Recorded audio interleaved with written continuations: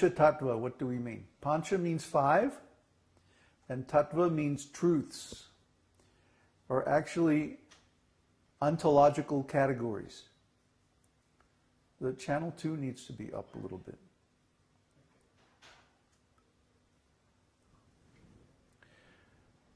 An ontological category is a status of existence.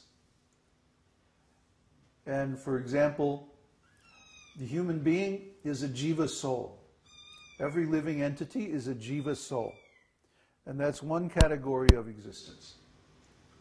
Another category of existence is material existence. Material objects are in a different category because they're not living.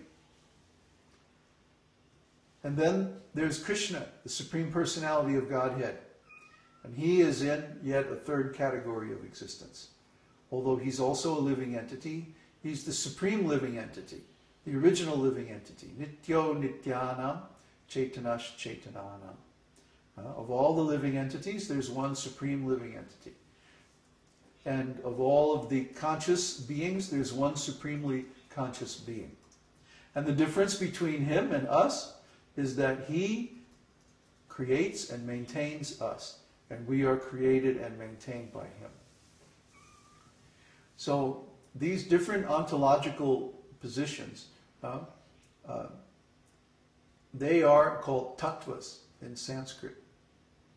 A tattva, it can mean a truth, like an absolute truth. But in this particular case, Pancha-tattva means 5 categories or ontological levels of existence. What are they? Well, Lord Śrī Caitanya Mahāprabhu is the Supreme Personality of Godhead himself. And he comes as his own devotee. He comes to this world and he engages in wonderful pastimes of devotion. Why? Because he wants to taste this mellow of what is my devotional service. He wants to taste this mood. He wants to taste his own spiritual bliss. He sees his devotees, and especially Srimati Radharani, in states of ecstatic bliss that far surpass even his bliss as the Supreme Personality of Godhead. And he wants to know, what are my devotees feeling?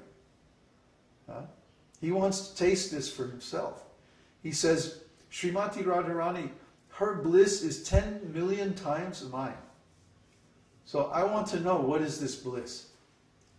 What does she see in me that gives her such tremendous bliss? So Krishna comes as his own devotee. Lord Chaitanya. Chaitya means conscious. And Chaitanya means the living entities. So he comes in the guise of his own living entities, his own creations. And he experiences what it's like for them to worship him and love him. This is Lord Chaitanya.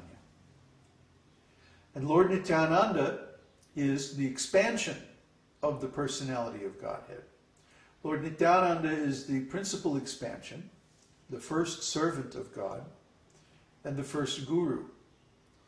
He teaches about Krishna in many, many different ways. And in his many different forms, for example, as Sheshanaga, he is always chanting the glories of the Lord with his thousands and thousands of mouths. So we have 2 ontological categories. The Supreme Lord, Sri Krishna Caitanya Mahāprabhu, and Lord Nityananda, his first expansion. And from Lord Nityananda, all the other expansions of Godhead emerge. For example, Advaita Prabhu. We talked about Advaita last time. Advaita means non-different.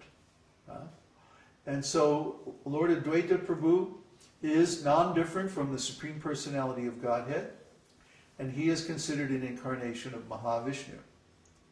Mahavishnu and Shiva combined. So he represents the Tatashta position between the spiritual world and the material world, because that's where both Lord Shiva and Mahavishnu exist. course, Lord Mahavishnu emanates the jivas also. He emanates the jivas and he emanates the Maya Shakti, the illusory energy that creates this material world. So then there's Gadadhar and Shrivas. Gadadhar is very esoteric. Remember, Krishna Chaitanya Mahaprabhu is the personality of Godhead. Lord Nityananda Prabhu is his expansion. Lord Advaita Prabhu is his incarnation. So now, what is Gadadhar? Gadadhar is his internal energy. Gadadhar and all of his associates are known as internal devotees because they embody the energy of Srimati Radharani. Check the rice. It's okay? Okay. So, why does the energy of Srimati Radharani incarnate along with Chaitanya Mahaprabhu? Because Krishna is kind of taking lessons. He is naturally the predominator, the supreme controller, the supreme whole.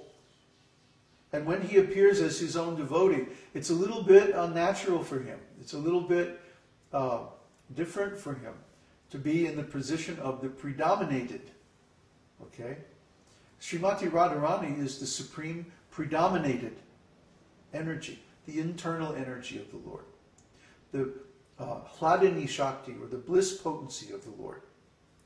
So, when he comes in her mood and her color, golden color, then he needs some coaching. How do I respond in this way, or how do I execute devotional service to myself? Krishna needs some advice. So Gadadhar comes, and Gadadhar perfectly embodies the mellows of ecstatic love. And he teaches those mellows to Lord Chaitanya by example. Gadadhar always considers himself a gopi. He's the servant of the gopis, Manjari. So he's in Manjari Bhav, the mood of a young, prepubescent girl who is serving Srimati Radharani in her intimate pastimes with Krishna. So these pastimes are going on in the spiritual world eternally. And they are the most ecstatic pastimes. They give Krishna the most pleasure. Therefore, the devotees who follow in the footsteps of Srimati Radharani, who become servants of Radharani, and who engage in Krishna's service as if they are young gopi girls, they please Krishna more than any other devotees. Therefore, our lineage strictly follows in this line from Srimati Radharani. We follow in the mood of the gopis. And what is that mood? That we have a lusty desire that Krishna should enjoy. See, in material life, lusty desire means, I want to enjoy. It's very selfish, very greedy. But in the spiritual world, lusty desire means, I want Krishna to enjoy. This is almost inconceivable. Because in the material world, we never experience that someone wants us to have a good time. Usually we see everybody is competing to enjoy each other.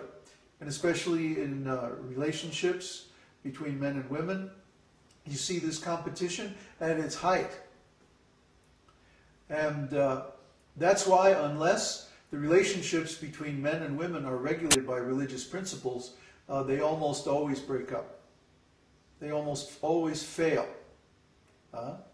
Because this competition it's like two animals fighting. Unless these strong passions and instincts are regulated by spiritual principles, then they almost always lead to a disaster. And that's our experience in the material world. But in the spiritual world, the same instinct is turned around. Instead of saying, well, let me enjoy, the gopis are saying, oh, let Krishna enjoy. Let us make arrangements for Krishna's enjoyment to the highest possible degree. And so what are they doing? They're going out in the forest. First of all, they dress themselves very nicely to attract Krishna. And then they go out in the forest and they create these beautiful pastime places called kunja. Kunja means like a bower of trees. And of course in Vrindavan all the trees are fragrant, blooming, or fruit-bearing trees. There's no useless trees in Vrindavan. So all the trees in Vrindavan, they have some beautiful qualities. They have some extraordinary qualities. They're called kalpa vriksha, or desire trees, meaning that if you stand under one of these trees and you make a wish, then your wish automatically comes true. So in the material world,